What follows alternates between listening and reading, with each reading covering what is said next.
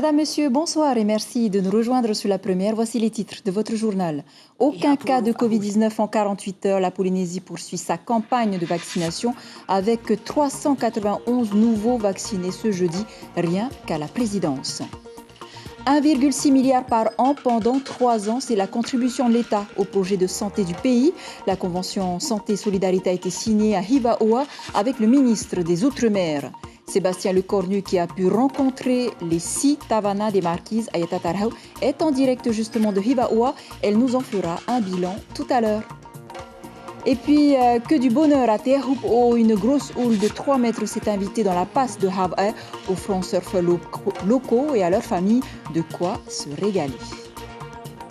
Enfin, un concert blues funk, c'est avec Kezia Jones, avec l'artiste nigérian. Il se produit en ce moment au Motu de l'Intercontinental FAA. Quelle est l'ambiance de la soirée? Nous allons retrouver Laetitia Labelli, gérante de LA Productions. Elle est à l'origine de sa venue. Il faut croire que les Polynésiens avaient d'autres occupations en ce jour chômé. Le vaccinodrome mis en place à la présidence du pays était bien ouvert, mais n'a pas attiré la foule. Seulement 391 volontaires sont venus profiter des dernières doses de Pfizer et surtout du vaccin unidose Janssen. Sur place, Raihereo et Beliao. Ce n'était pas la foule des grands jours ce matin à la présidence. À l'heure où nous étions sur place, le personnel soignant et non soignant était beaucoup plus nombreux que les personnes vaccinées. J'ai décidé ce matin, j'avais déjà décidé, je voulais déjà venir. Mais en fait de compte, je me suis dit, puisque c'est le Janssen et qu'il n'y a qu'une seule vaccination, une seule piqûre en fait, mais c'est pour ça que je suis là. Avec mes filles, et on veut se faire vacciner parce qu'on se doit, en tant que présidente du tourisme authentique, de donner l'exemple. En fait, on a été d'abord à la mairie de Punaouia, mais c'était fermé. Et comme c'était la seule journée où moi et mon épouse, on pouvait venir ici, du coup, on a profité de passer ici. Pas d'appréhension pour le 20 Non, pas du tout. Seulement aujourd'hui, parce que je viens d'arriver de Tuamotu pour faire des courses. Et j'ai vu sur Facebook, heureusement Facebook, il y a juste un seul vaccin, le Johnson. C'est comme ça que je suis arrivé ici. Il n'y a pas d'appréhension pour le Janssen? Oh, pas du tout. C'est comme un vaccin, comme tout le monde. Hein. Comment expliquer cette baisse de régime alors que les autorités fixent l'objectif ambitieux de parvenir à l'immunité collective d'ici le mois de juillet? Pour le ministre de la Santé, l'effort doit être fait sur la communication. Quel que soit le médicament que vous prenez, il y a toujours dans la notice des contre-indications ou des effets secondaires. Eh bien, c'est la même chose pour le vaccin. Il y a quelques effets secondaires, mais ils sont vraiment très peu nombreux. D'ailleurs, on les chiffre actuellement dans le monde entier à quelques millièmes de pourcent. Quand vous montez dans votre voiture, vous avez beaucoup plus de chances d'avoir un accident. À ce jour, près de 33 000 Polynésiens ont été vaccinés contre la Covid-19. Quant à la Guyane, la situation sanitaire se détériore fortement. Touché par le variant brésilien. Le département se reconfine pour 2 semaines à compter du 14 mai. C'est ce qu'a annoncé la préfecture. L'activité économique est au ralenti. Les déplacements sont autorisés avec une attestation, mais les établissements scolaires restent ouverts. Et puis, partout en Polynésie, en ce jeudi 13 mai, la célébration de l'Ascension, un événement d'espérance pour les chrétiens. Les nombreux fidèles sont venus pour cette célébration dans la joie, comme ici à l'église Maria Notehau de la mission. On écoute Abraham Meitei au micro de Mirko Vanfo. C'est un événement joyeux parce que notre destinée, c'est le ciel. Ce n'est pas la terre. Mais pour y aller, on n'a qu'un seul chemin, c'est le Christ, c'est Jésus. La foi est beaucoup plus ronde que les lois, que les préceptes. Mais le plus important, c'est célébrer la foi des fidèles en l'ascension de notre Seigneur. Nous vous l'annoncions hier soir, le ministre des Outre-mer, Sébastien Lecornu, a été accueilli à Hivaoa au son des percussions marquisiennes. Accueilli par les 6 maires de l'archipel et le pied à peine posé, le ministre d'État a pu découvrir la tradition qui a conquis le cœur de Paul Gauguin. Après avoir déposé une gerbe au monument aux morts pour la levée des couleurs, Sébastien Lecornu a visité le RSMA avant de rencontrer les représentants de la CODIM. Une rencontre de près de 2 heures leur ont été accordées pour aborder des sujets aussi sensibles que variés. Sébastien Lecornu a d'ailleurs salué le travail réalisé par les premiers magistrats Ayata Tarhaoui Sandrouli. 10 minutes, c'est le temps accordé à chaque magistrat. Droit dans leurs bottes, les Hakaïki ont démontré qu'ils avaient de l'ambition. On peut dire que les maires ont été ambitieux dans la présentation des projets, oui, mais pas à n'importe quel prix, parce que nous voyons que aujourd'hui, comme tout le monde le constate, il y a une réelle volonté des élus maires de vouloir inscrire donc l'archipel au patrimoine de l'humanité, mais pas à n'importe quel prix. Donc on a demandé est-ce qu'il y a un aéroport interrégional qui va se faire à Nukuiva, mais le développement c'est vraiment un développement mesuré et ça c'est à nous, c'est notre devoir en tant que maire justement. Un aéroport régional à Nukuhiva, un port à haut fond pour croisiéristes et marchandises, des projets de développement qui ont un objectif bien précis, réduire la dépendance de l'archipel des Marquises. Le ministre de l'Outre-mer n'y est visiblement pas opposé. Ça se prépare, parce que quand vous commencez à avoir des bateaux de croisière importants qui mouillent ici, ça peut changer la physionomie du tourisme, ça peut avoir un impact environnemental, donc il faut le préparer, il faut y mettre des conditions. Mais c'est un développement qui me semble complètement mature. Les maires ont parlé d'une seule voix. Sébastien Lecornu promet toutefois de porter la voix des Marquisiens à l'Élysée. La vallée de Tahawa a toute sa place dans le patrimoine mondial. Et une chose est sûre, la culture n'est pas morte sur la terre des hommes. Le ministre des Outre-mer en a eu la preuve aujourd'hui encore.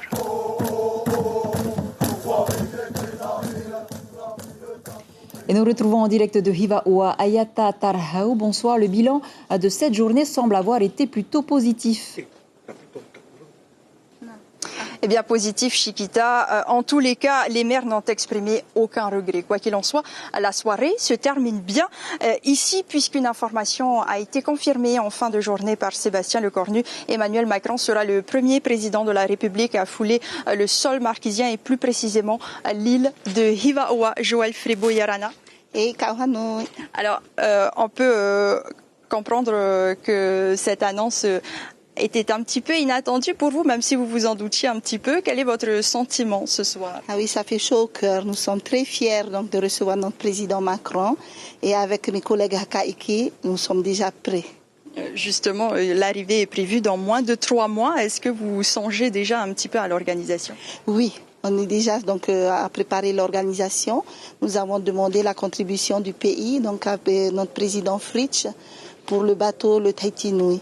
Parce que là, ça ne sera plus un accueil Hivaoa, ça sera un accueil commun avec les 6 îles marquises. Et donc le Tahiti Nui servira à envoyer toutes les délégations des autres îles sur Hivaoa.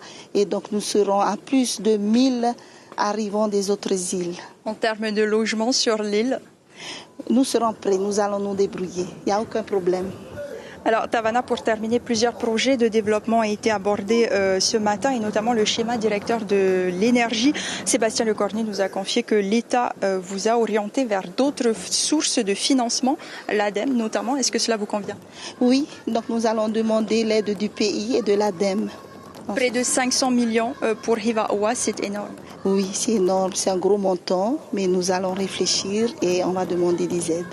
Merci beaucoup Joël Fribourg pour ces précisions. À Chiquita, ici, on ressent déjà une certaine excitation mélangée à un petit peu d'appréhension, car accueillir un président de la République est un honneur, évidemment, mais c'est aussi un poids très lourd. Demain, Sébastien Lecornu visitera la société d'exploitation de bois marquisienne, ici à Hivaoa, avant de repartir à Tahiti et puis de s'envoler en métropole dans la soirée. Merci Ayata Tarhaou pour ce point direct donc de Hivaoa. Et le pays l'attendait depuis 3 ans. Le protocole d'accord pour la Convention Santé-Solidarité a été signé aujourd'hui à Hibaoa.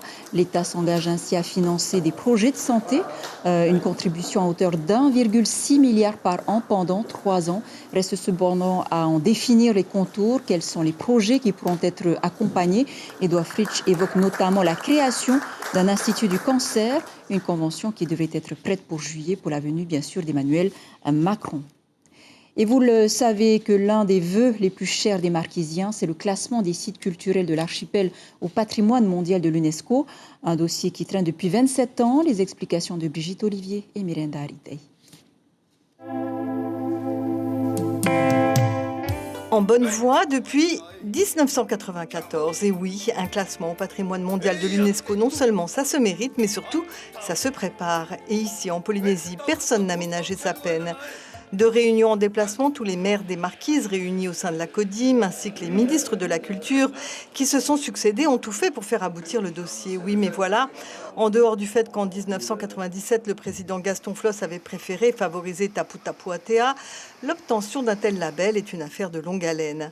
En 2012, le dossier a été confié à un nouveau comité qui a travaillé dur jusqu'en 2018 pour répondre à toutes les demandes de l'UNESCO. Elles consistent en des études très poussées sur tous les plans archéologiques, anthropologiques, biologiques, et elles ont été menées à bien. Les missions vers Paris ou vers les Marquises se sont multipliées avec leur lot d'espoir et parfois de déception. Mais aujourd'hui encore, tout le monde veut y croire. Je trouve que ça s'est bien passé et pour moi, c'est en bonne voie. C'est suivant les différentes observations, interventions des experts, quoi. Il n'y a pas eu de question de remise en cause et de la méthodologie et des indicateurs qui ont été choisis et de l'explication concernant les différents critères et les arguments qu'on y a mis. Ce sont des questions subsidiaires ou annexes, donc on peut avoir le sentiment que le fond du dossier a pu satisfaire le comité des biens français. Désormais, le dossier a été transmis au ministre de la Culture à Paris, lequel doit solliciter le président Macron lui-même afin qu'il intervienne auprès de l'UNESCO. La partie technique est bouclée. Reste maintenant la partie politique dans laquelle la Polynésie n'a aucun pion à jouer.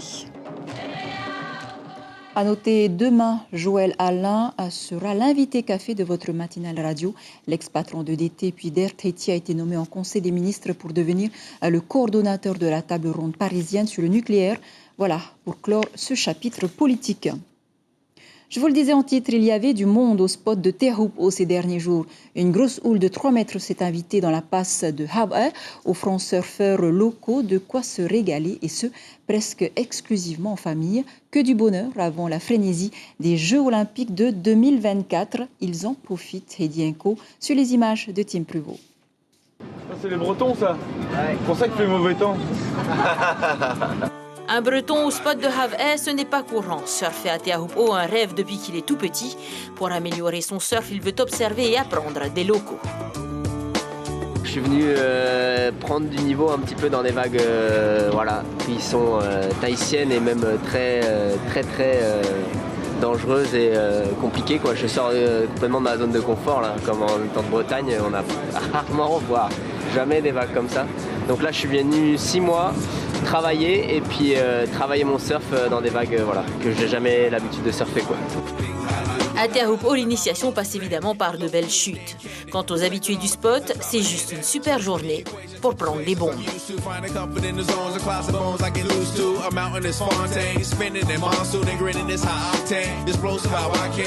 Premier set à l'eau, premier prof aussi pour l'année, fait du bien. Vu qu'on a le Covid, tout ça, on est plutôt tranquille. Ça fait du bien aussi d'être avec les copains, d'être entre nous, d'avoir le spot que pour nous, quoi. Une tranquillité que tous les locaux apprécient mais qui sera de courte durée une fois que les frontières ouvriront pour de bon. Sans oublier la perspective des Olympiades de 2024. J'ai peur que ça change la mentalité des gens, hein. Déjà du village de Chopo, ceux qui vivent là devant. Et après, qu'il y ait les Jeux Olympiques. Chacun a son avis, hein, mais je pense que ça va ramener beaucoup de surfeurs. Et voilà, donc il va falloir faire avec. Et voilà. Je pense qu'ils peuvent faire une compétition olympique, mais sans peut-être toucher à la nature, tu vois. Peut-être qu'il vaudrait mieux laisser la nature telle qu'elle est. Parce que c'est notre seul putain de paradis où on peut être bien à la nature. Voilà, on n'a pas trop envie de le perdre. La rumeur d'une modification de la berge a en effet couru l'été dernier. En attendant que sur Terre les décisions soient prises, à l'eau on oublie tout. À Teahupo'o, il faut avoir la tête dans le surf et pas ailleurs. Ici, seules les émotions et le talent comptent vraiment.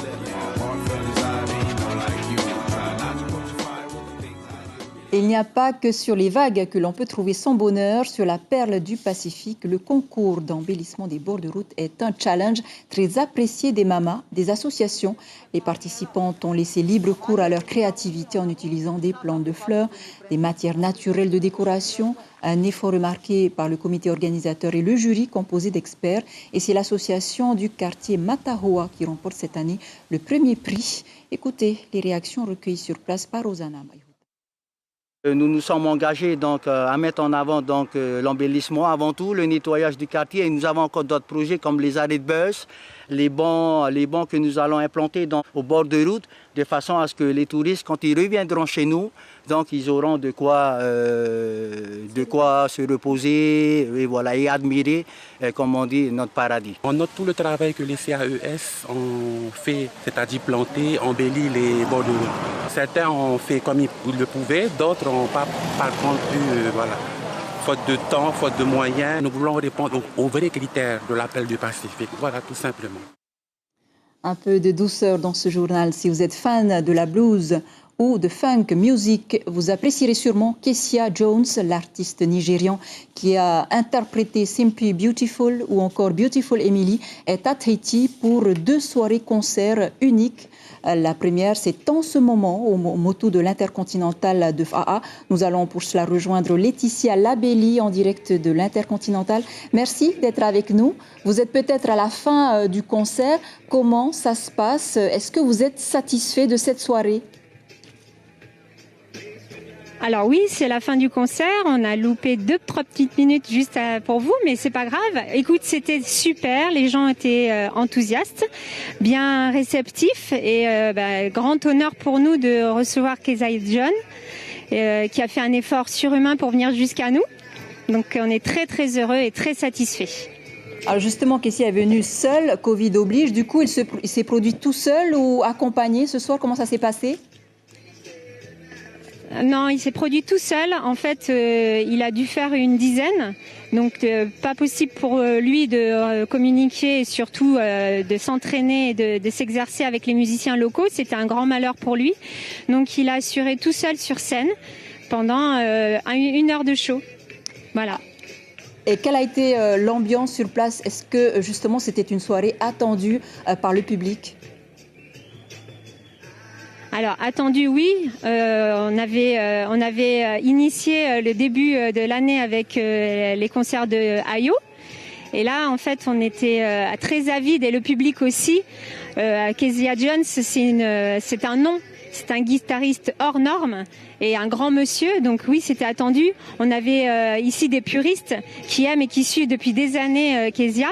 Et puis des gens qui étaient là pour connaître. Et je pense qu'ils n'ont pas été déçus ce soir. Vous avez prévu 2 autres représentations. Ça se passe quand? Alors, une ce soir, donc qui vient de se finir. On en a une samedi soir sur Moorea et encore une dimanche soir. Donc, on est sold out. Mais pour ceux qui n'ont pas encore eu le temps, on aura une 3e date sur Tahiti, le 29 mai, au Tahiti Pearl Beach. Merci beaucoup Laetitia d'avoir répondu à nos questions. Voilà, de belles soirées en perspective. Merci à vous de nous avoir accueillis. Merci. Un mot de sport avec la reprise des journées corporatives à Rikitea. Les jeunes retrouvent le sourire et se rassemblent de nouveau autour des activités comme le volleyball avec une ambiance conviviale bien sûr, ce qui laisse entrevoir une belle reprise pour les tournois sportifs à venir grâce au comité des sports de la commune des Gambiers présidé par Jean Dolcini que je vous propose d'écouter au micro de Heifara Schwartz. C'est du bien aussi du reprend quand il sport. Et le volley, c'est pas mal aussi. Et là, il y a tellement du bon. Bon, il faut y aller. On a fait quand même un bon stand-by. Et là, c'est dur de reprendre encore. C'est pour lancer la compétition de volleyball. Et on est aussi des futsal, ping-pong, tous les sports qu'on peut faire. C'est ça l'idée. Même ambiance sportive à Taha avec la Triple Regatta et le coup d'envoi de la première course a été donné donc dans la baie de Haamene. Sur la ligne de départ, 36 bateaux pour remporter la victoire de l'étape. Le voilier Imagine Promotion passe la ligne d'arrivée en premier. Les temps n'ont pas encore été calculés pour tout le monde, mais la course a duré 2 heures avec des conditions de vent très favorables.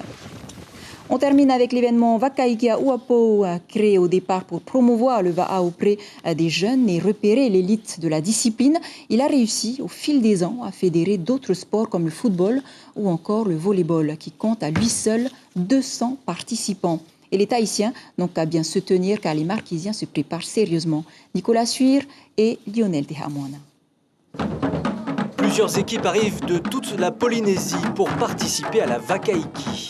Initié il y a 11 ans par Rataro, l'événement a débuté avec uniquement du Va'a. Depuis 2018, il est pluridisciplinaire. En plus du Va'a, on trouve du football, du volleyball, du tennis et de la pétanque.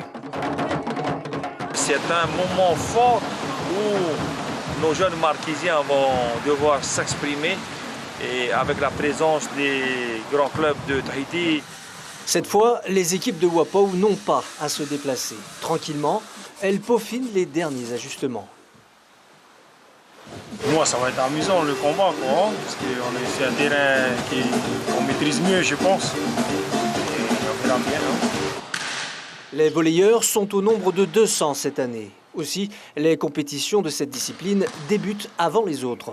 Ça nous offre l'opportunité de jouer avec des équipes de Tahiti, de Rangiroa, de Wapou, de Huiva. Donc c'est une rencontre qui sera très intéressante. On est venu pour faire découvrir les Marquises à certains de nos jeunes. C'était une opportunité aussi pour nous d'affronter les équipes des Marquises et aussi les très belles équipes de Tahiti. On veut partager et apprendre surtout à cette jeunesse marquisienne que la passion que l'on partage tous ensemble.